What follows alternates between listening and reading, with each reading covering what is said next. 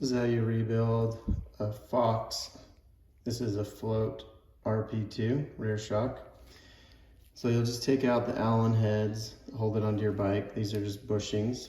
So if you have a vise, you can just take the whole shock out, leave the bushings in here, put a rag around them, vise it in. But this is just a can that unscrews right here. So I loosened this up already. You can leave, another trick is to leave it on the bike, leave the top part on the bike, and then grab the can real hard and loosen it up. Or get a strap wrench and do it. And not recommended at all, but if you get stuck, you could get some really thick rags, maybe like a piece of leather or something, and wrap it around here. Put some channel locks on it. Don't squeeze down tight.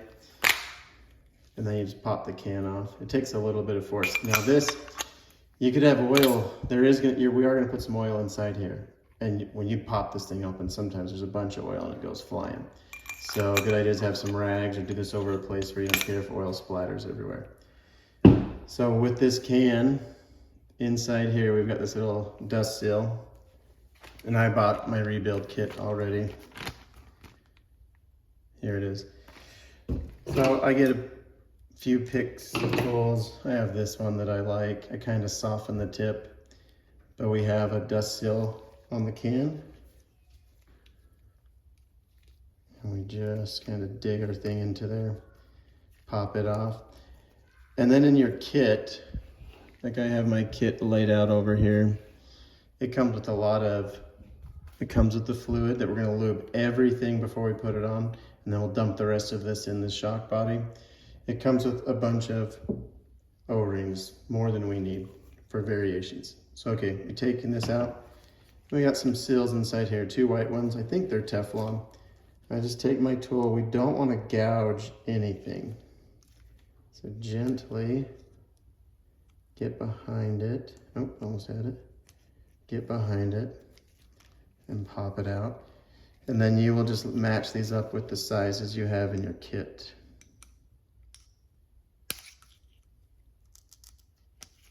There we go. So we got those out, and then we're gonna wipe this can down, clean it out. And the shock assembly itself, we have these 2 white rings, and there's like a wiper rubber ring in the middle. These white rings, let's see if we can find it, there we go. You can see that, they're split. So you just find that split, you can pop it out, and they'll go in that easy too. Find the split on the next one. There it is. Pop it out. And then we have the middle wiper. And they're not directional, those white ones. When I put them in, I put the splits 180 degrees away from each other. And then we have here in the head, you got this little O-ring there in this plate. You can just gently slide it down, don't force it, slide it down. There is a gasket inside here. I know it's hard to see, it's all the way down in there. There we go. Or an O-ring, I should say. Okay.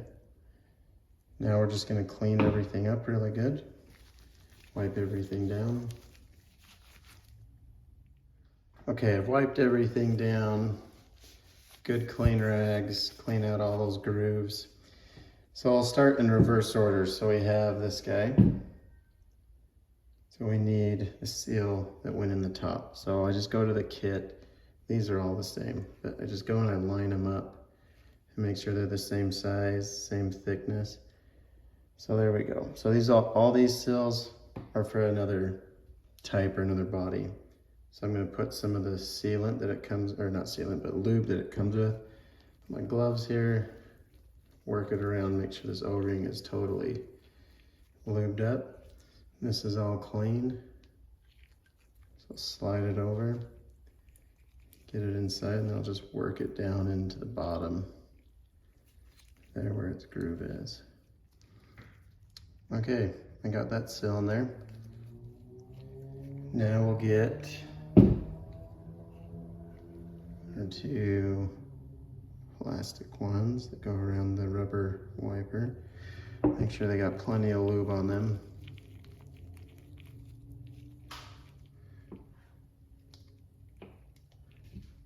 Just slide it over. Put that on. And this is the middle wiper that we took off. Make sure it gets lube on the inside and outside. All sides. So how do you know when to rebuild your shock? It can start creaking. You'll hear it when you travel or you're just sitting on it, and sometimes you're just kind of bobbing up and down. You'll hear it. Oh, on this white ring you can see we got to make sure these are lapped on each other properly, as these are not. There we go. How do you know? Your shock loses air. You're always pumping it up. Or, like I said, it gets creaky on you. And those are two good ways. Or it just feels sticky in its travel. Okay, so I got one seam here. I'm gonna find that other seam. It's pretty close to it. I'm gonna try to rotate this guy around then. I'm gonna try to rotate the white ones around so the lines don't line up with each other.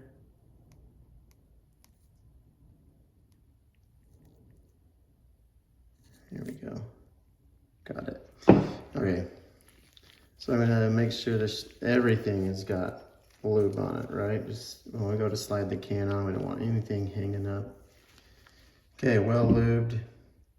Now we're gonna get our two rings. They feel like they're Teflon to me. Could look into that. Maybe leave that in the comments if you know all these materials that these are made out of. Get these guys well lubed. This is kind of the tricky part, and these are going to deform a little as we put them into the can, but they will right themselves and it'll be okay. There's another seal down in there that I missed. Look at that guy hiding out. So the same deal with this guy.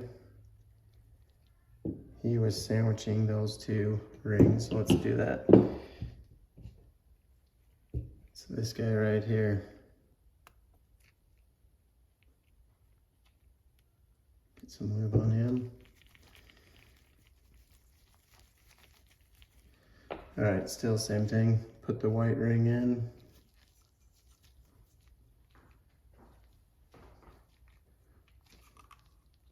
It's kind of a big groove in there. Just like on here, we're just doing the exact same thing. Put the white ring in first.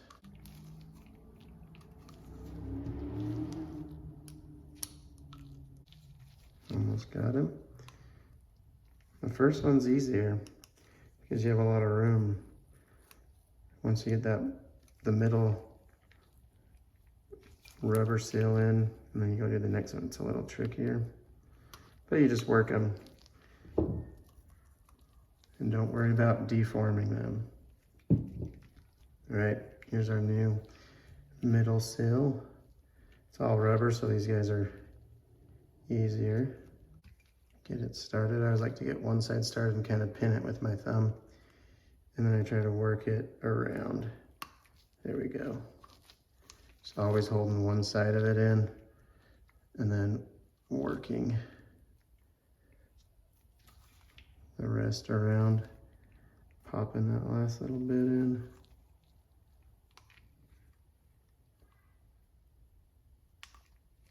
There we go. Rub my finger around, make sure they're all seated well. I'm gonna try to push them down. Got this little 90-degree tool that I've rounded the tip of it off. Just work my way around. I'll put this last guy in. Make sure it's still lubed up. All right, now we gotta shoot for the gap. All right, you can see the new white seal, other seal. Other seal makes a little shelf, so it kind of helps catch it when it's going down in. Just working it around, got it in the first little bit. Just working, working, working. Keep a finger on it so you don't lose your progress. Just kind of push the whole thing down into the can. You can see how it looks a little deformed. It's okay. You're just gonna hold one side with your finger, and just kind of work around. Get my thumb in there to pop this last little bit up into place. Almost. There it goes. You can see it's sticking out a little. We're just going to work back and forth. There we go. It takes a little bit, but you'll get it. Just be gentle. Don't fold it or, you know, crinkle it. Don't push hard. Now just go around and do that. Just take a little more lube here. Because now we're ready to assemble the shock. It's that easy. Put a little lube in there. Go around. Put some on the shock here. Just make sure everything's gonna slide nice and easy. There we go. Now this is the fun part. If you have a vise, that helps. But you just gotta push hard on this point now. So we put our O-ring up there, seal pack here, seal pack here. We're gonna put this on. Get our pop over our new seals so we have all that grease. Let's get this stuff out of the road. Put it on the table. There we go. Get a little work. Now, I push palm of my hand on this part and just, oh, forgot. Cockeyed. I didn't add my oil in there. Got all excited to show you guys how to do it. Here we go. Unscrew it. All this excess goes in here.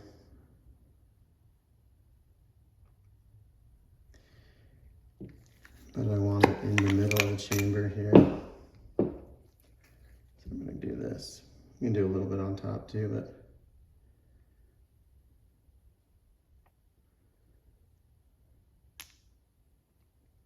put it on there. And get this guy on a little bit. And just squirt. Try to keep it flat so I keep as much as I can.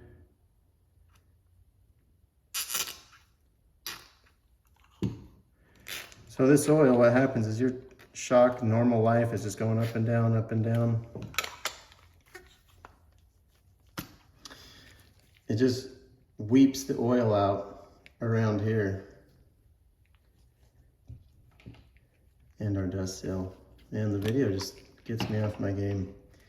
Same thing, no lube this guy up, get the oil off my gloves. This one pops in real easy. It's just in this bottom groove down here, dust wiper.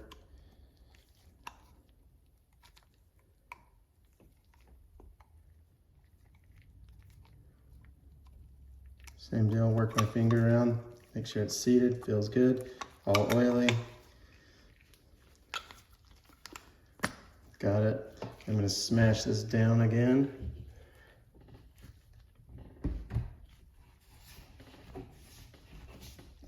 Got a couple turns on it compressed. Now we're good. Dust wiper, all the seals inside. Here's our swagometer. Put that on at the end. Sagometer, I said swag. Sagometer. That's what you do to test how your shock, that's how you can tell how your shock is doing, is looking at where that is. If that's pushed off the bottom, you know you're over traveling your shock. Probably need to rebuild it or put some air into it. Okay. There we go, rebuilt shock. Or sagometer on it. So I'll take some rags, run them through this guy, some of our lube that we have, lube that up. Put our bushings back on, orient it the same way it came off the bike, just like that. Rebuilt, they're super easy to do. The kits are cheap, and then you can have a brand new shock, get rid of the creak, get rid of any slugginess or stickiness, get some stiction on here, maybe it makes a little noise, whatever. Thanks for watching, guys.